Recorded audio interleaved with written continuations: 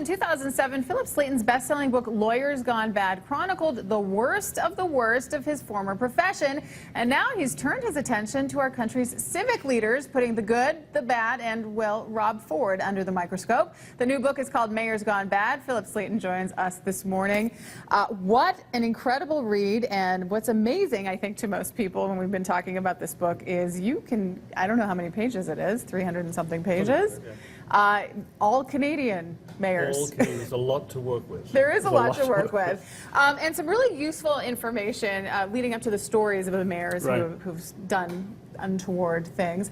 You kind of say that they're a bit damned if they do, damned if they don't. It's sort of a bit of a no-win situation to just simply be a mayor in this country. I think that's right. I mean, the big problem is that most citizens, you and I, people who live in big cities, which is almost all Canadians, look to municipal government, look to the mayor to provide very important services, daily services that we rely upon and we need. And yet municipalities, and of course the mayors therefore, in my opinion, do not have the tools, the political tools, and particularly the economic tools, money, that they need to do that effectively. So even mayors who are smart and who are well-intentioned and who understand cities, such as the mayor of this city, Calgary, for example, or Edmonton, are really frustrated, I think, and quickly become unhappy and disappointed about their inability to do what needs to be done. You do talk about the Western Triangle of mayoral goodness. Yes, not my phrase, I borrowed that. Talk about that, though. This is in our neck of the woods here. Yes, I mean, when I was writing this book, I was impressed by, if you look coast to coast, how what I describe as a tsunami of mayoralty badness starts in Halifax and sweeps across the country, but then stops in Winnipeg.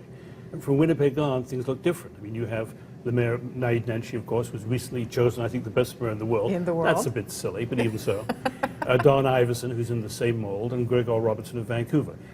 So they are, as I said before, perhaps smart, they understand cities, are well-intentioned, but I do think they suffer from the same disabilities, the same drawbacks, the same problems that the bad guys out east suffer from. There's just an innate handicap being a mayor in this country. Yeah, it's not a job that a lot of people would want, and I think some of the people who've got it don't perhaps want it as much as they thought they did. And we'll get to a couple of those. I do want to talk about the 4 categories that you say that people who want to become mayors fall into. Yes.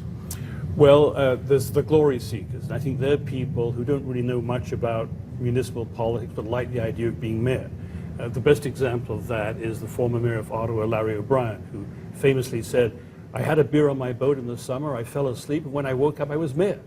And when he was elected mayor, he was astonished to discover it was for a 4-year term, because he thought it was for a 3-year term. He didn't even know how long he was elected for. But he was a successful businessman who wanted another challenge, who wanted another sort of notch on his belt. So that's a good example.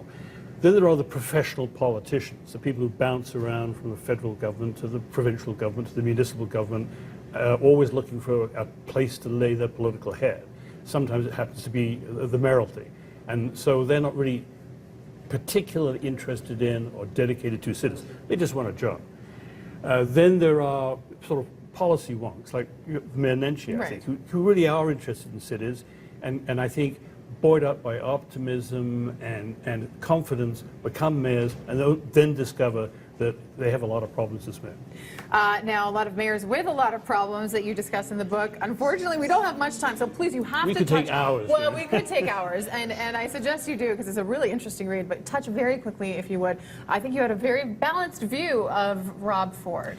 Yes, I mean, I'm not as critical of Rob Ford as many people are, obviously. I mean, he had, shall we say, personal eccentricities, but he also had strengths, I think, and obviously appealed to quite a large part of the Toronto electorate.